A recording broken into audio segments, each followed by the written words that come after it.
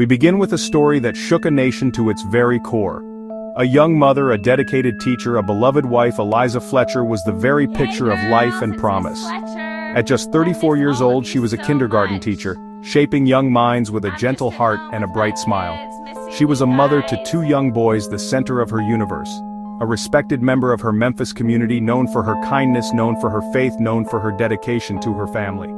She was also an avid runner, a woman who found peace and strength on the open road. Little did anyone know this simple, healthy habit would place her directly in the path of unspeakable evil. This isn't just a case, it's a nightmare realized. A beautiful life brimming with love and purpose was about to be brutally extinguished. The morning of September 2, 2022 started like any other for Eliza. Around 4 o'clock in the morning, she headed out for her routine jog, a familiar path near the University of Memphis. This was her time, a quiet moment of solitude before the busy day of teaching and motherhood began. But on this morning, darkness wasn't just the absence of light, it was a predator lying in wait.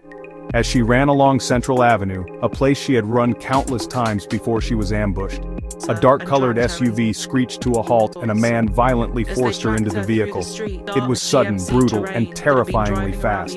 In a flash, Eliza Fletcher vanished from the street, swallowed by the pre-dawn gloom.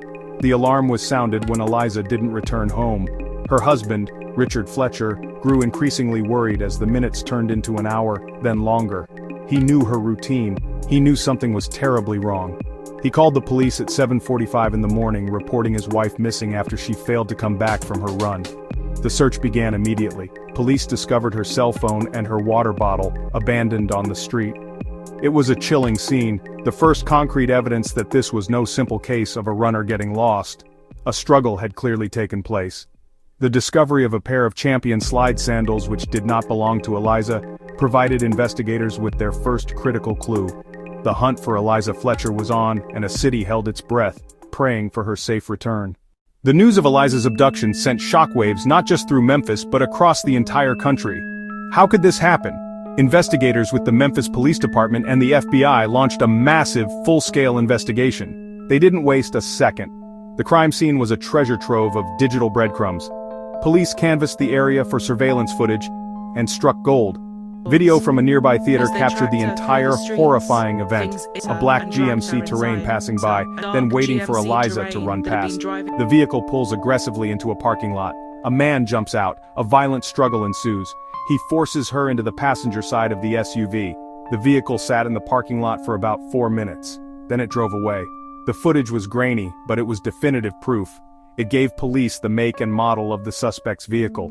The most critical piece of evidence left at the scene was that pair of Champion slide sandals. DNA is the gold standard. Investigators immediately sent the sandals to the Tennessee Bureau of Investigation for forensic analysis. While they waited, they used surveillance video to track the GMC Terrain's movements. They followed its path from the abduction site, piecing together a timeline. Officers pulled footage from dozens of businesses and private homes.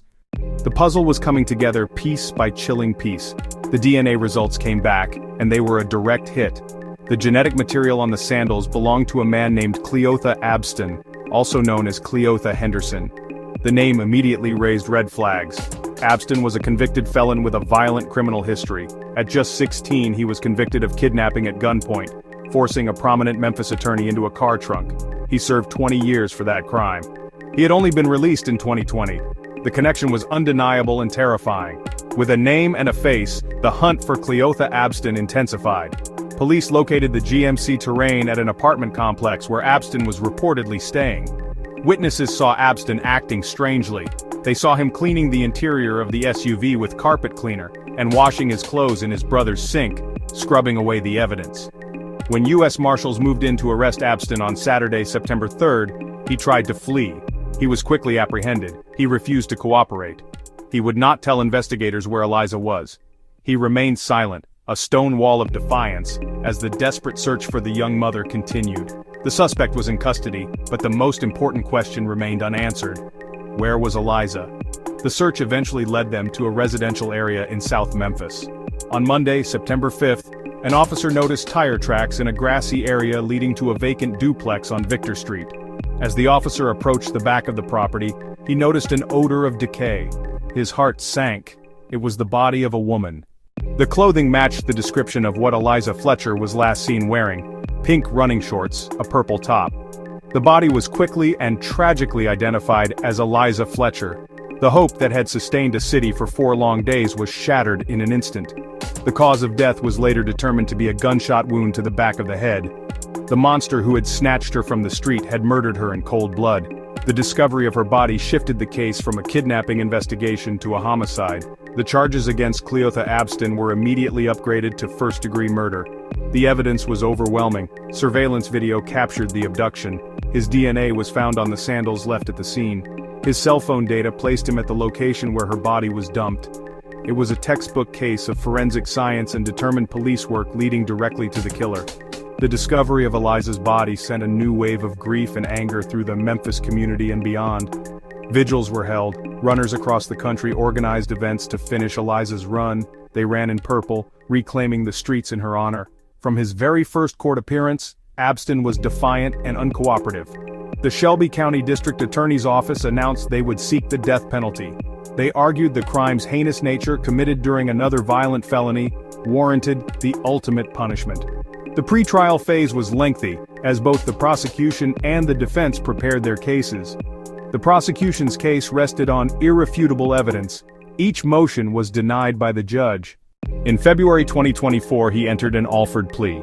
An Alford plea is a guilty plea where the defendant does not admit to the criminal act, but concedes that the prosecution has enough evidence to secure a conviction. It's a way for a guilty man to avoid a trial and, in this case, to dodge a death sentence. Abston pleaded guilty to first-degree murder, especially aggravated kidnapping, accepting his fate without ever having to publicly utter the words, "I did it."